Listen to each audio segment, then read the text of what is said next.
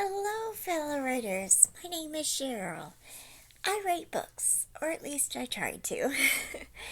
um, Today is April, what's the date? 18th. It is Good Friday. To all my Christian friends, happy Good Friday, even though it's not really a happy day in history. I tend to think of it as more of a hopeful Friday. If you don't know the Christian context to Good Friday and Easter, it just means Good Friday is considered the day that Jesus died on the cross for our sins, and he rose again on Easter Monday. So that's the whole reason for this season. So if you celebrate, happy Easter, happy Good Friday. Today I thought I would do a kind of long weekend vlog for my writing. So apart from today being a very emotional day for us Christians, I'm not going to talk much about it just because I am a Christian. I do believe in Jesus, but I don't talk. It's not what this channel is about, basically, but just know that that's where my heart is right now, thinking about all that. And I do watch, every year I watch, on YouTube, they have the Passion Musical New Orleans experience that came out on TV probably about 10 years ago. It was after the New Orleans hurricane. What was it? I forget the name of the hurricane, but that big hurricane that went through, was it a hurricane? I don't even remember. That was so long ago. It was after that. They did a musical type thing. It has Michael W. Smith in it, who is my favorite singer, so that's exciting. And I watch on YouTube every year on Easter. Usually on Good Friday I watch it. It is a beautiful performance. If you haven't seen it and you are a Christian, or even if you're not a Christian, I would recommend watching it because it brings another aspect to what we believe. And it's a really great show, and it does revolve around the hurricane, like what happened to New Orleans, and it's all about hope, and it's beautiful. I'll link it below, but I would recommend watching it if I can find it on YouTube. I think it's up on YouTube for free. So, yeah, I'm gonna watch that today. But right now, I thought I would do a kind of long weekend vlog for my writing. So, it's been a while. I was doing daily updates for the Rough Draft Challenge. Yeah, not doing that anymore. I kind of stopped updating the Rough Draft Challenge website with my word count because I realized I was writing, on so many things that I just didn't want to add it all up, to be honest. And I don't like, the one thing I liked about NaNoWriMo is that you could update it with your daily account, how much you wrote that day, and you just put in whatever you wrote that day, and it automatically adds to your total. And I believe, I might be wrong, but I believe in the Rough Draft Challenge, you only have the option of putting your final word count. So I have to add everything up again because on my Scrivener, there's got to be a way that shows the whole amount of your manuscript and your documents and your like your chapters and stuff, but I can't find it. I feel like I have to go to every sub-document and add it all up, and I just didn't feel like doing that. So I am still taking part. I'm not going to get to 25,000, and really I felt like it was too much pressure for me, to be honest. I mean, no shade to anybody who does do the 25,000 or 50,000 or whatever your goal is. That's wonderful, but for me, I felt pressured, and I don't deal with that kind of pressure very well, mentally and physically. I got exhausted. I do have a lot of health problems, so I can't guarantee that I'll be able to do something every day. So I haven't written much in I think the last update I did was at my writer's retreat, which was a lot of fun, but it took me like a week to recover from that. just because going out, it wears me down, I tell you. Emotionally, physically, mentally, everything. So, um, I'm starting writing again today, and I'm very excited. I did, in the last few days, write a few things on my outline, so I did some of that. But today, this weekend, I want to get some writing done. So, right now on my main document, I have some outlining I want to do. I want to work on some characters, some character sketches, some outlining. Oh, I remember what I was going to say. I did work probably about a week ago. I was watching Jane Calmes's video. It was on her playlist of how to write a series, I think. No, it was on her playlist of how to write plot twists. I don't remember, but I'll link her channel below. She's been wonderful in helping me. Watching her playlists have really helped me realize what I'm doing with cozy mystery, because I am writing a cozy mystery and a historical cozy mystery, which is what she primarily writes. And so I realized through watching that, my big twist, my big reveal, it's not twisting and revealing. It didn't make sense, and it took me this long to realize. So there's this video that she talks about different twists you could do and clues. It was on clues. And I was like, yeah, that makes more sense. So I reworked my outline. I've got it's the same basic plot idea, but I changed who the killer is. I changed why the killer killed, even though I kept I'm keeping this very vague, I'm so sorry. I kept some of the aspects of why he was killed, or she. But I changed quite a bit of it, is what I'm saying. So I still have to work on some of the outline. I realized that a lot of it just didn't make sense, and that's why I was stuck. Now, as you know probably from watching my videos, I am not much of an outliner or a planner. I have a friend, Jess Breimer. She writes cozy mystery. She has a few published. Go check her out. She plans everything out before she writes it, and I wish I could be like that. I want to be that so badly, because I feel like when I don't plan things out, I get stuck and I get in a corner and then I just give up. So I'm trying to outline and see the future of the book. That's my worst part, is I can't get past what I'm writing right now or what I'm thinking. I can't think, I shouldn't say can't. It's difficult for me to think ahead in the story of what's going to happen, what the clues are going to be, how it's going to work out. I'm really quite proud of what I have done, but adding the details is pretty rough. So that's what I'm doing today. I do have a lot of reading I want to do as well, so you can check that out on my book channel, which is my booktube channel, which is Read and Knit with Cheryl. I will link it down below, but it is a booktube and crafty channel, and mostly booktube. I mostly talk about books in that channel. So if you want to check that out, I'd really appreciate it. I am past the 350 mark of subscribers, so I'm very excited for that. And yeah, and if you haven't subscribed to this channel yet, please do so. I'd really appreciate it. I only have like 33 subscribers or something, which I'm very grateful for. Don't get me wrong. I love our little community and the comments I get and stuff. I really appreciate everyone who has subscribed and who watches my videos. Thank you so much. Yeah.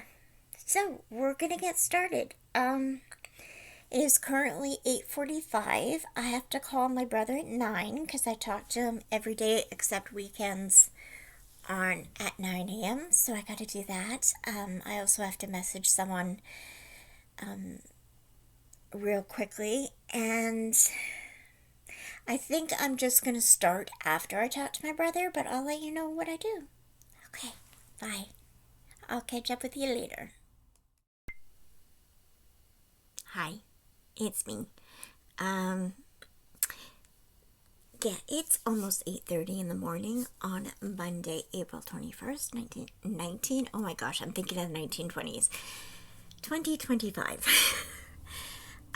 I've already recorded this clip, but while I was going to rename it for my files, I ended up deleting it, and when I restored it, it wouldn't download. So, we're doing it again, because I'm not tech savvy. I don't know how to do that. So, it is Monday. I have not done any writing this weekend. Until today, I did do something today. So Easter weekend is always difficult for me since my mom died. Every holiday is. She loved holidays, and I think Easter was her favorite, just because of the spiritual meaning. And so I also have a lot of memories of Easter. I was in a lot of choirs and musicals for our church. I'm going to move a bit. For Easter, and I sang a lot of great songs and did some acting as a kid, and as in my 20s I did a lot of acting and singing, so it brings back good memories. I had a lot of fun doing those shows, so that's fun. But remembering my mom is kind of hard, so haven't cried yet. That'll probably still happen, but so be it. So happy Easter to everyone, if you celebrate. And so let's get on to what I've done today, because it's not even 8:30 in the morning yet, and I've done already about an hour's work. Well, about 45 minutes, let's say.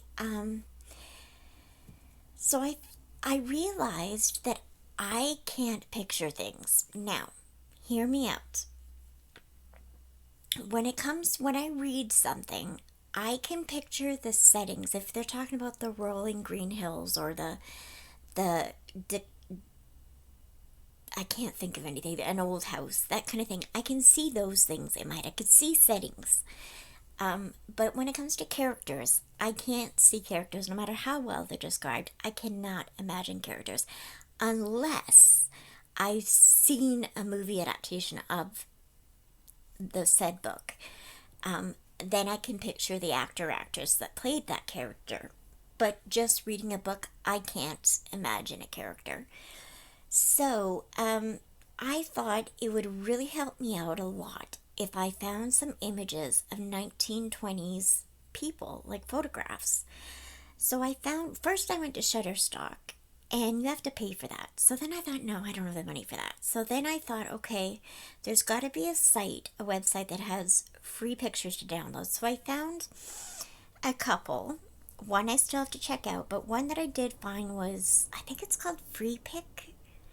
I'll link it below, or I'll put it right here what it's called, if I remember.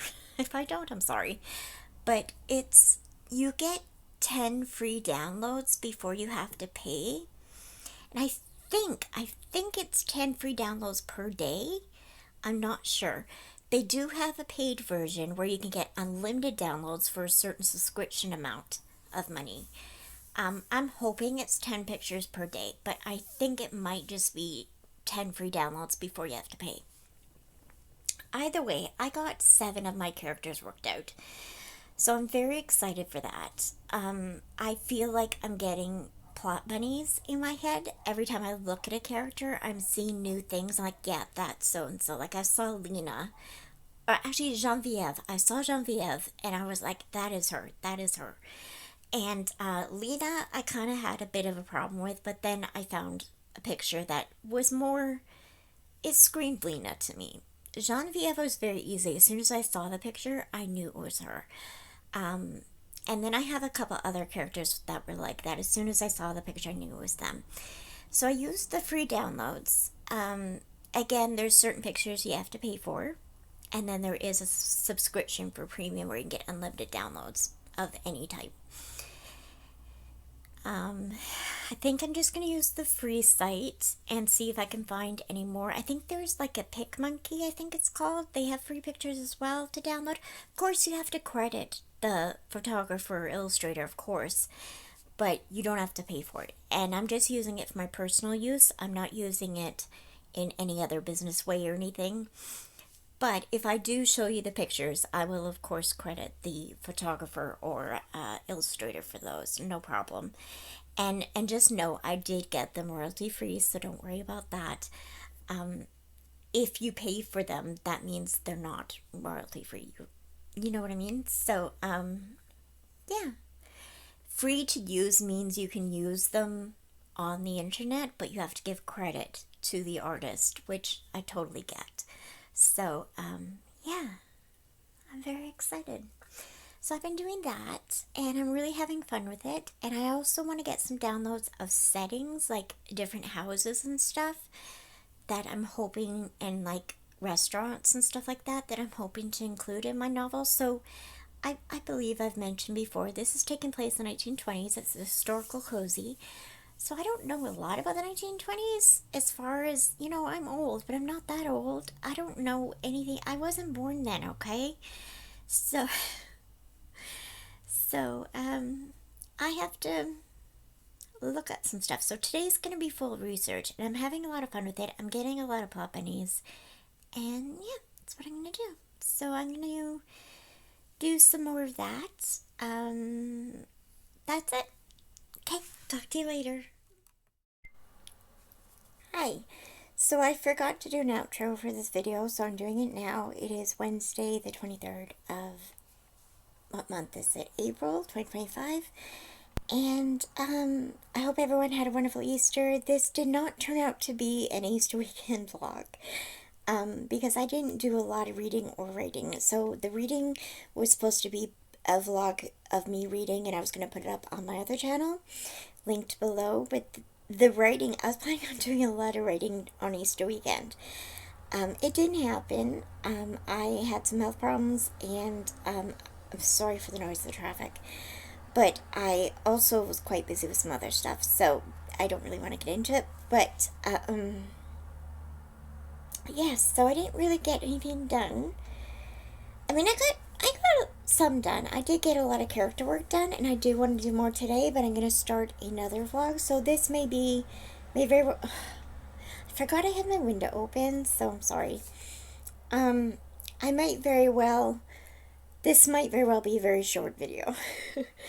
But, I'm going to put it all together and edit it and then put it up. So I hope you enjoyed it. If you did, please give me a like and subscribe to my channel if you haven't done so already. I'd really appreciate it. And that's it. Oh, I forgot to tell you what I did do. So I did work on a lot of character work. I worked, like I said, I put those pictures of some 1920s people on my character sheets on my Scrivener doc.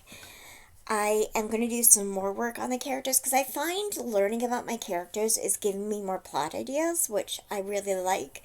I think exploring my characters has really helped with that. So I do have a lot more work to do on the plotting and the character work, and I am going to start doing that every day again, which I haven't been doing for the last few days, or last couple weeks actually.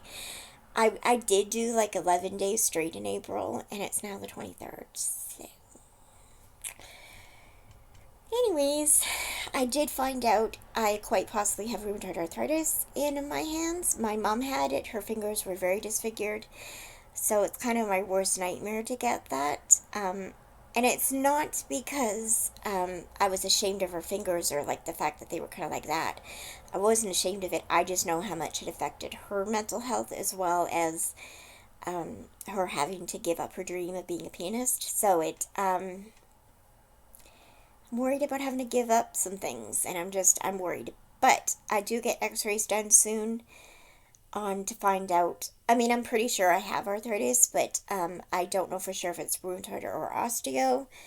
I would prefer osteo, but my fingers, I can't lay them flat anymore, and they're turning in, so we will see. But, yeah, I did get some hand exercises. This works so well. You go like, I'm going to give you some finger exercises. So you go like this, then you go like that, and then you go like that, and then you go like that. And just do that like a bunch of times in a row. It makes such a difference. And like you can do it without people noticing, which I really appreciate because when I'm typing or crocheting whatever in public, I don't want people to know that I hurt. And I love it. You can do it any which way, and it's really helped my hands. So I recommend that, especially with typing. It really helps with typing.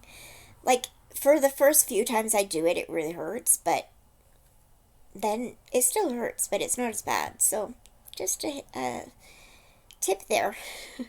It really does help. So I'm glad that my doctor, she gave me a few other hand exercises, but this one is the one that's working the most.